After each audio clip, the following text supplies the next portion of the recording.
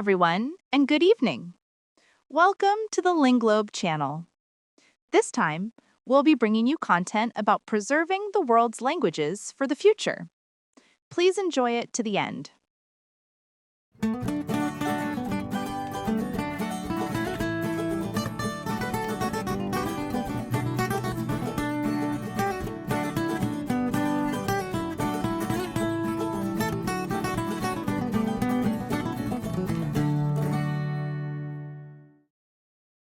Imagine carrying your family's entire life savings. Yeah. I mean, generations upon generations of accumulated wealth. Right. And it's not secured in a bank vault. It's not, diversified in a stock portfolio. It is physically balanced on your head in the form of massive, intricately forged silver horns. Yeah, it's wild to think about. It really is.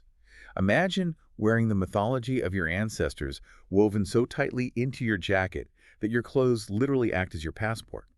Today, we're looking at a culture that has basically been on the run for 4,000 years. Yeah, they've outlasted empires, modernizing forces. Literally by wearing their history on their backs and encoding their origins into songs so complex they sound like symphonies. So welcome to Link Love Voice. Glad to be here. Whether you are analyzing historical survival strategies, catching up on indigenous anthropology, or you're just intensely curious about how human beings adapt to impossible odds, you are in the right place.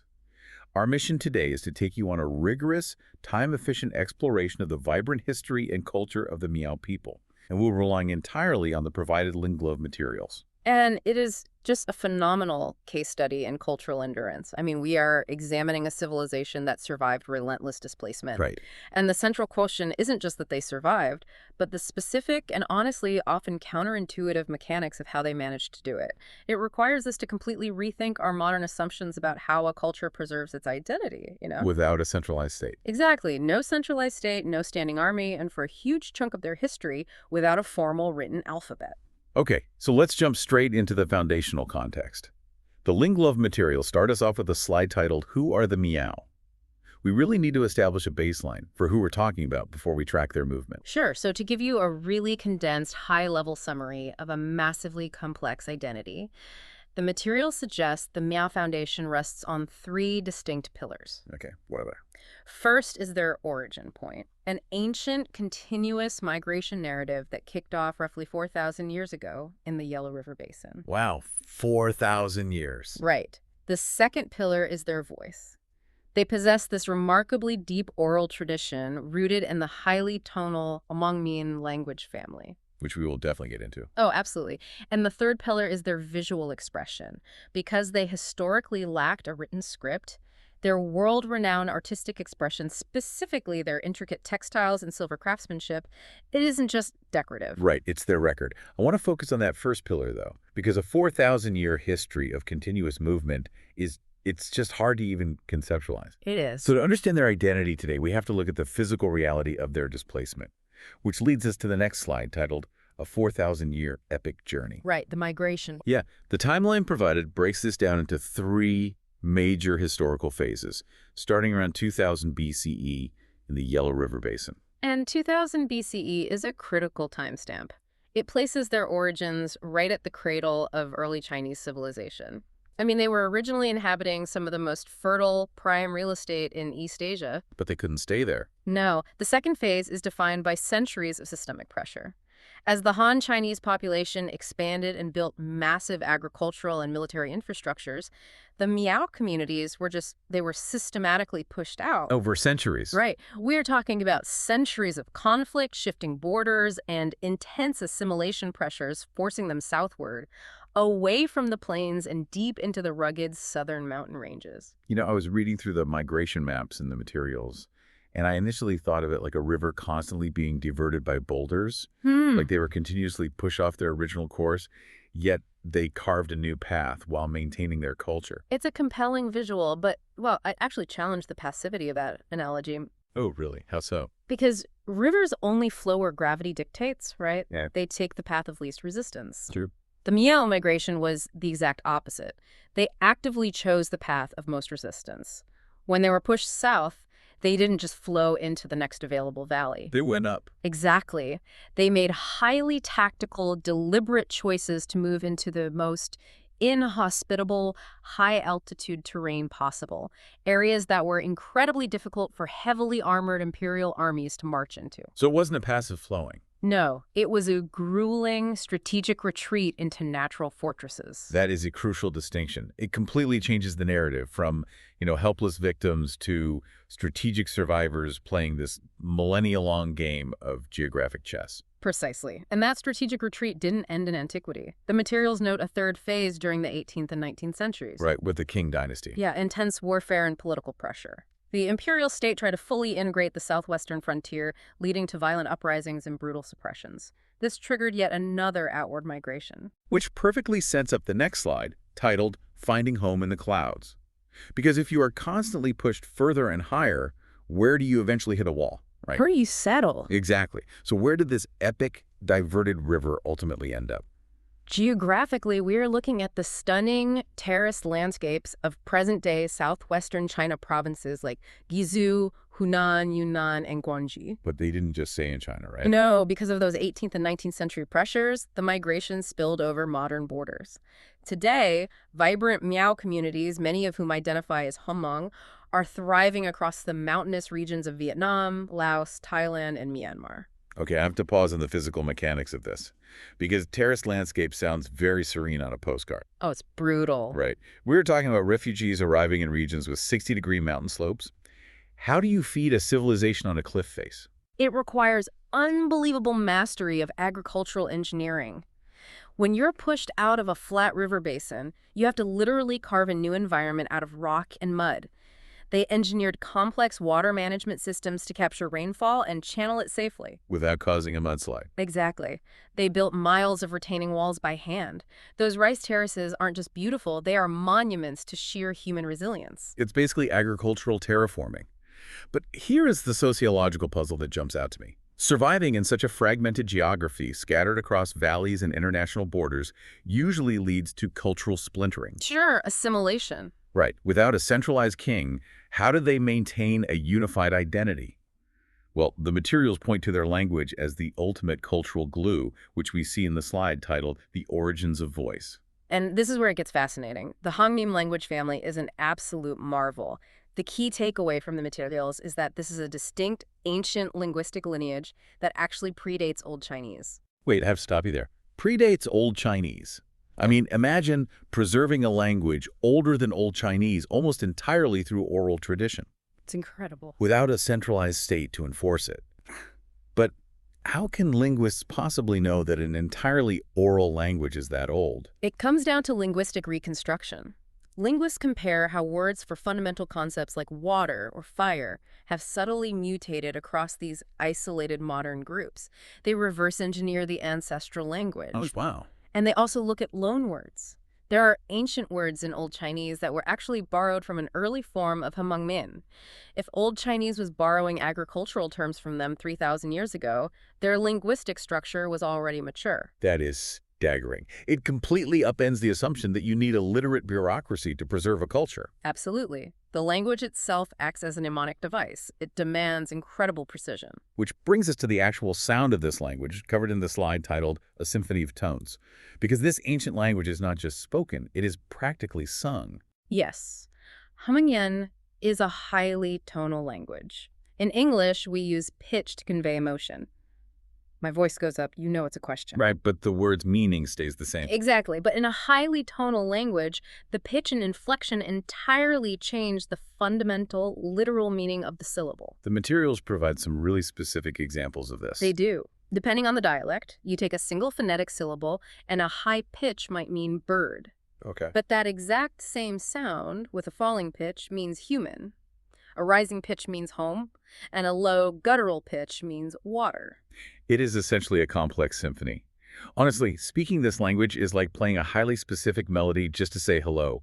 Like hit a flat note, and you might accidentally invite a guest to some water instead of your home. Yeah, the cognitive load is intense. And the evolutionary reason for this tonogenesis is brilliant. Ancient forms likely had complex consonant clusters. As people spoke faster, they dropped the difficult consonants. And used pitch to tell the words apart. Exactly. They naturally altered the pitch of the remaining vowel to compensate. Over millennia, those pitch differences became locked in as distinct tones. That is such a clever workaround. But because this complex musical language lacked a formal written script, the Miao encoded their origins into vivid mythology, which leads us to the slide titled The Myth of the Butterfly Mother. This is a cornerstone of their lore. The butterfly represents life and origin, celebrated as the creator of the first humans. She emerged from an ancient sweet gum tree and laid 12 eggs.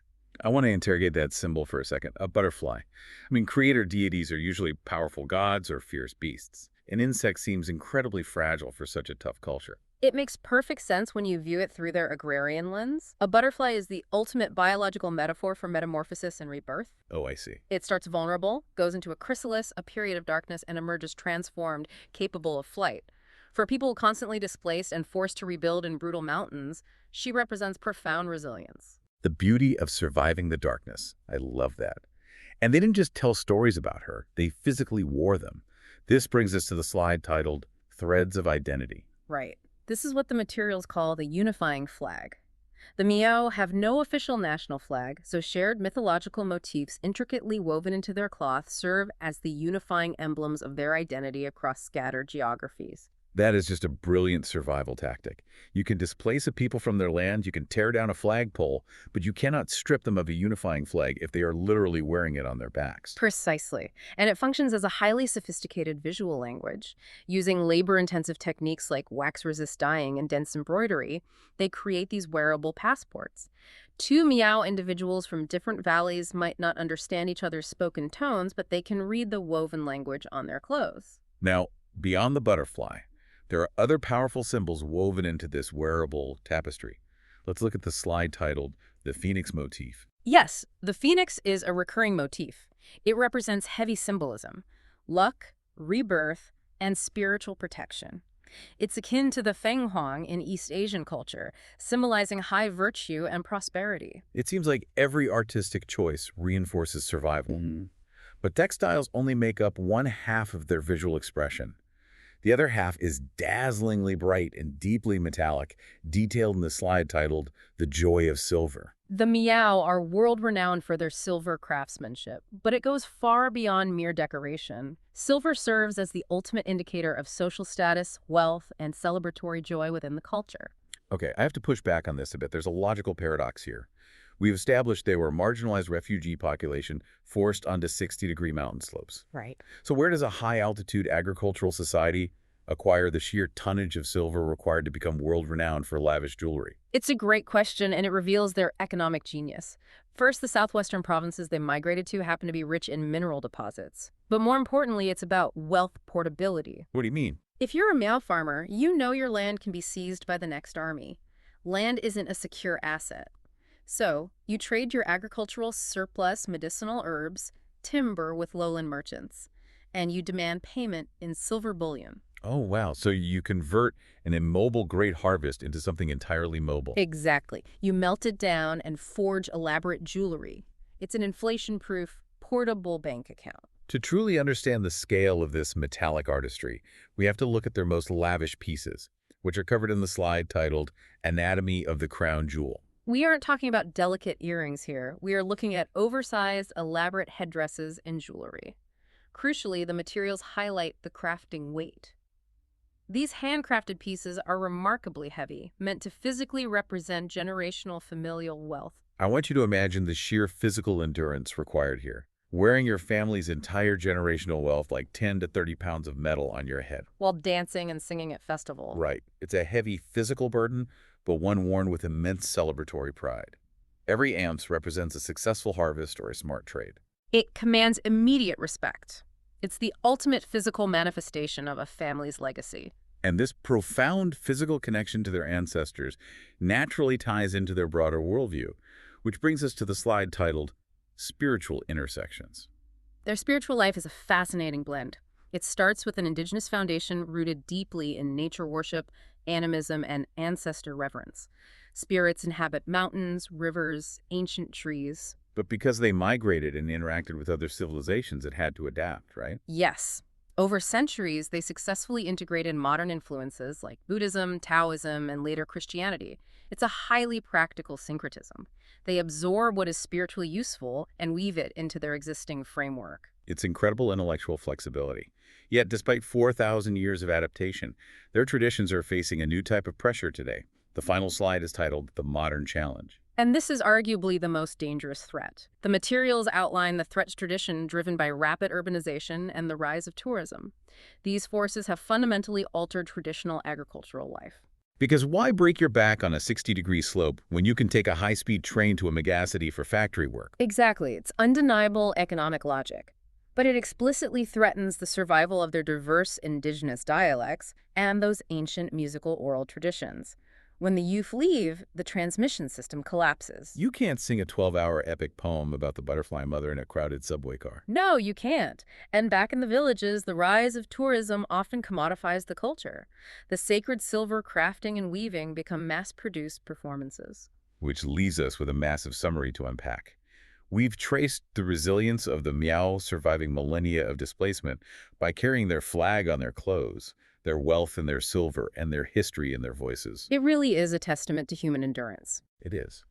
And as we absorb all of this, I want to leave you with a final thought. For 4,000 years, the Miao survived by mastering spatial migration, moving across rivers, over valleys, up into the clouds. But today, they're facing a temporal migration. They're being forcefully pulled from the ancient, rhythmic time of terraced agriculture into the digital, fragmented speed of the modern world. How does a culture so deeply rooted in ancient terraced agriculture and oral mythology maintain its symphony of tones in the face of the digital, urbanized speed of the modern world? Thank you. Thank you. Thank you for watching until the end.